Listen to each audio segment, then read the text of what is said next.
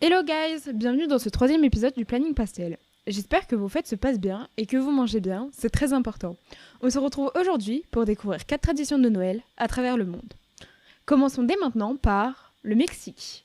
Dans ce pays d'Amérique latine, très croyant, Noël ce n'est pas un jour, mais bien 9 jours consécutifs. Oui, les choses ne sont pas faites à moitié. Du 16 au 24 décembre, les Mexicains se réunissent en famille pour fêter ce qu'on appelle las posadas. Traduit directement par les auberges, les posadas s'organisent comme un pèlerinage ou une procession. Ils marchent en portant des statues de Marie et Joseph, parfois ils toquent même aux portes pour demander hospitalité. À la fin de la journée, ils se réunissent autour d'un repas, de boissons et de piñatas. Frappés uniquement le 24 au soir, les piñatas sont des figures colorées en papier mâché, remplies de bonbons et de fruits. Les enfants, les yeux bandés, doivent frapper la piñata avec un bâton pour la casser et récupérer les friandises à l'intérieur. Pendant les posadas, un des plats principaux sont les tamales, qui ressemblent grossièrement à des samosas, sauf que c'est une feuille de maïs et une garniture remplie de légumes. Ensuite, ils peuvent consommer des petits beignets de fromage composés de fécule de maïs et de manioc. Ils appellent ça des buñuelos et ça a l'air vraiment délicieux. Sans trop s'étendre sur le sujet, comme en France, les Mexicains raffolent de la dinde et il existe une dizaine de recettes différentes. Pour ouvrir officiellement Noël, les Mexicains se réunissent dans la nuit du 24 au 25, à minuit, pour célébrer la messe de Noël. Souvent spectaculaire, à la fin de la messe, des lanternes et des feux de joie sont allumés pendant que les feux d'artifice illuminent la vie des Mexicains. Mais contrairement à la France, le Père Noël n'apporte pas de cadeaux, c'est directement Jésus qui en apporte une première partie, tandis que la seconde partie des cadeaux arrive en même temps que les rois mages, qui est une fête extrêmement populaire au Mexique. Mais quelle ambiance au Mexique! Faire toutes ces recherches me donne d'autant plus envie d'aller visiter le pays pour cette période si spéciale où l'accent est mis sur les lumières et la famille.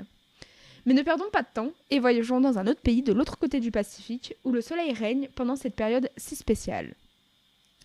Peut-être que certains d'entre vous l'ont deviné, mais nous partons directement en Australie. L'Australie tire ses traditions des anglo-saxons, sauf sur le fait que c'est un pays extrêmement laïque, donc Noël n'est pas du tout une fête religieuse. En réalité, les Australiens ne fêtent pas la veille de Noël, aussi appelée Christmas Eve, mais ils fêtent le 25, qui est un jour férié, et se réunissent autour d'une dinde pour passer un bon moment avant d'enfiler le maillot de bain et de profiter du soleil.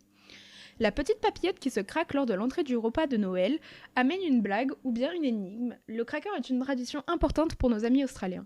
Une autre tradition très respectée est celle des chansons à la bougie, aussi appelées Carols by Candlelight. Ils se réunissent pour chanter des musiques de Noël traditionnelles.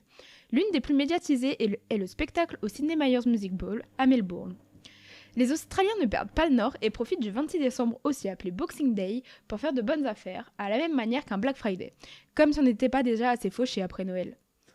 Ces 30 dernières années, dans les Blue Mountains, une nouvelle fête émerge en Australie, le Yule Fest.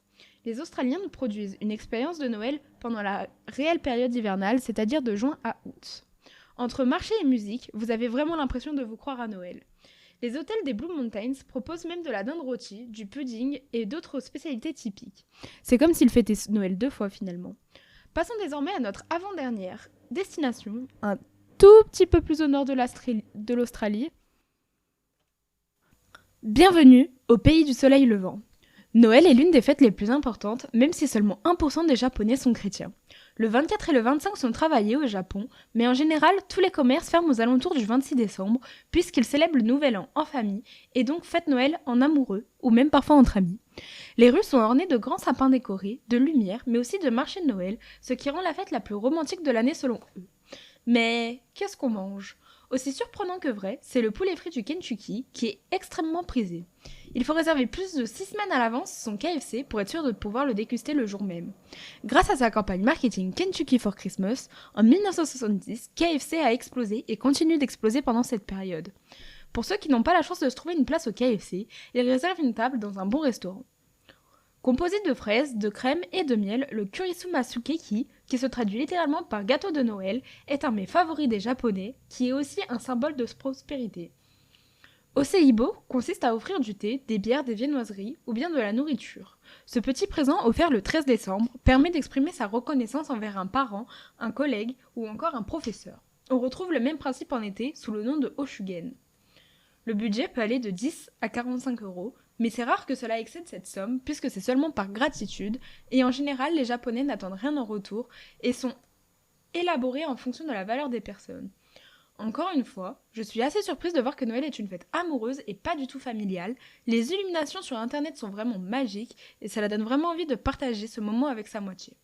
Partons immédiatement de notre dernière destination, un tout petit peu plus à l'est. Bienvenue en Chine. Comme au Japon, Noël n'est ni férié, ni une fête religieuse et encore moins une fête familiale. C'est une fête qui se fait en couple et où les cadeaux sont donnés uniquement à son ou sa conjointe en signe d'affection profonde. La fête est très commerciale et les rues sont également décorées et des musiques de Noël sont diffusées. Les cadeaux les plus répandus pour Noël sont des pommes de la paix emballées dans des papiers fantaisistes. En mandarin, Pingyangye signifie douce nuit, mais aussi la veille de Noël. La culture chinoise accorde beaucoup d'importance aux expressions, et vu que la pomme se traduit par Pingguo, et Ping ça sonne un peu comme la paix, la légende raconte que ton année sera paisible si tu reçois une pomme pour Noël. Elles sont également emballées avec un petit mot comme paix, amour, joyeux Noël, etc. Même si Noël est un moment festif, certains ne sont pas contents que cette fête occidentale prenne de plus en plus de place. Certains nationalistes affirment que cette fête est un outil de l'impérialisme étranger et une menace pour les traditions de la Chine et souhaitent que certains soutiennent un peu plus leur culture native.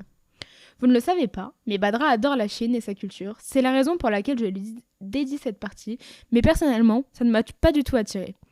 Et voilà, c'est fini, merci d'avoir écouté ce 3e épisode du Planning Pastel, je vous souhaite de très bonnes fêtes, et viens nous dire sur Instagram @le_planning_pastel ou écris-nous à l'adresse leplanningpastel@gmail.com, tout attaché. C'était Léa et on se dit à la semaine prochaine. Ciao!